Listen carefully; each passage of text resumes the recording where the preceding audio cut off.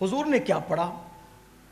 جو رسول پوری کائنات کے مشکل کشاں تھے، جب ان پر مشکل آئی تو انہوں نے کیا پڑھا؟ مولا علی جنہیں ہم مشکل کشاں مانتے ہیں، جب ان پر مصیبت اور مشکل آئی تو انہوں نے کیا پڑھا؟ صدیق اکبر جن کے صدقے ہماری مشکلیں ٹلتی ہیں، جب ان پہ مشکلیں آئی تو انہوں نے کیا پڑھا؟ جب حضور مشکل میں آئے بظاہر وہ جنگوں کی مشکلات، تو حضور کی زبان پہ کیا تھا؟ حسبنا اللہ و نعم الوکیل، قرآن میں ہے۔ اس کو بھی ہمارے بزرگوں نے اسم اعظم کہا۔ یہ حسبنا اللہ و نعم الوکیل، یہ وہ وظیفہ ہے اگر کوئی عشاء کے بعد 450 بار پڑھنے کا عادی ہو جائے اور وہ اس پر سختی کے ساتھ عمل کرے، وہ جو سوچے گا ابھی سوچ مکمل نہ ہوگی، اللہ اس کا کام پورا فرما دے گا۔ شرط کیا ہے؟ عالم ہونا، حافظ ہونا، قاری ہونا، مفتی ہونا، ڈاکٹر ہونا، ٹیچر ہونا، کوئی شرط نہیں۔ شرط بس اتنی ہے، ایک تو یقین کا ہونا اور دوسرا حرام سے پیٹ کا خالی ہونا۔ پھر کہتا ہوں آپ سے، سارے وظیفے پڑھ ڈالو، عورتیں ہی پڑھ رہی ہے بہت سے وظیفے، لوگ مانگتے ہیں یہ وظیفے اتنا پڑھتے ہیں حضرت اتنا اور دو، میں کہتا ہوں کم پڑھو، کم پڑھو لیکن پیٹ پر توجہ دو۔ شوہر آپ کا حرام لا کر کے کھلا رہا ہے، آپ 16 سیدوں کے روزے رکھے، 10 بیویوں کے روزے رکھے، اور بھی روزے رکھیں اور بھی رکھیں، دن بھر بھوکے رہیں، شام کو حرام سے افطار کریں، لوگوں کے خون سے افطار کریں۔ غوث پاک کہتے ہیں کہ جو حرام سے افطار کرتا ہے وہ لوگوں کے خون سے افطار کرتا ہے۔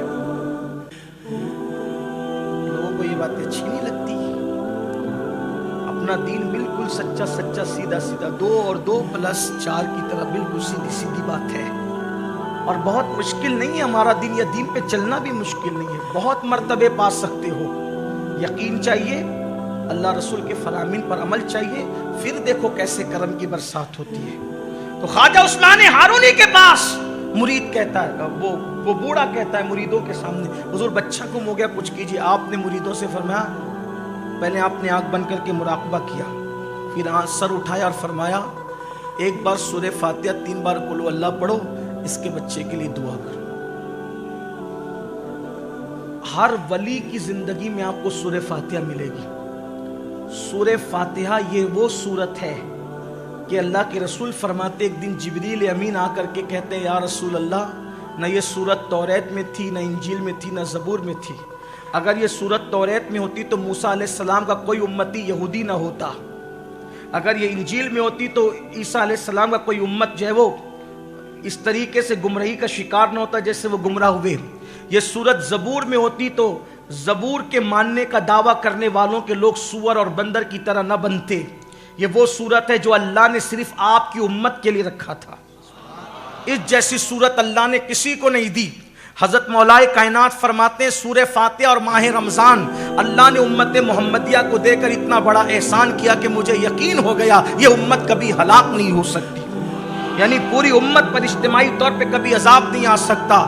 یاد رکھے سورۃ الفاتحہ وہ ہے، سورہ فاتحہ جو پڑھے گا، جس مراد سے پڑھے گا اللہ اس کی اس مراد کو پورا فرمائے گا، جس تمنا کو دل میں لے کر پڑھے گا اللہ اس کی اس تمنا کو پورا فرمائے گا۔ سورہ فاتحہ وہ ہے کہ اگر ڈاکٹر کہہ دے کہ اس کا علاج نہیں، اس کی بیماری کا علاج نہیں، 41 مرتبہ بسم اللہ کی میم کو الحمد کی لام سے ملا کر آخری میں 3 مرتبہ آمین کہنے کا اہتمام کر کے 41 مرتبہ پڑھتے رہو، مریض پہ دم کرتے رہو، انشاءاللہ اللہ اس کو شفا عطا فرمائے گا۔ لیکن پھر کہتا ہوں شرط یہی ہے، پیٹ حرام سے خالی ہو اور یقین کی دولت حاصل ہو۔ آج کل تو لوگوں کے یہاں دعوت کھانے میں بھی ڈر لگتا ہے، ہم لوگوں کو پتہ بھی نہیں ہوتا، یہ ذمہ داری تو بلانے والوں پہ ہوتی ہے کہ وہ کھلا کہاں رہے۔ ہم تو اس نظر کے ساتھ جاتے ہیں کہ ڈر لگتا ہے، کیونکہ اللہ کے رسول علیہ السلام نے اس دور کے لیے فرمایا کہ سود اتنا عام ہو جائے گا، اتنا عام ہو جائے گا، اتنا عام ہو جائے گا کہ جو لوگ سود میں ڈوب جائیں گے، لوگ سود میں ڈوب جائیں گے، اور جو بچنا چاہیں گے، جو نہیں بچنا چاہیں گے تو ان کا تو کوئی میٹر ہی نہیں، ختم ہی ہے، لیکن جو بچنا چاہیں گے سود کے گرد و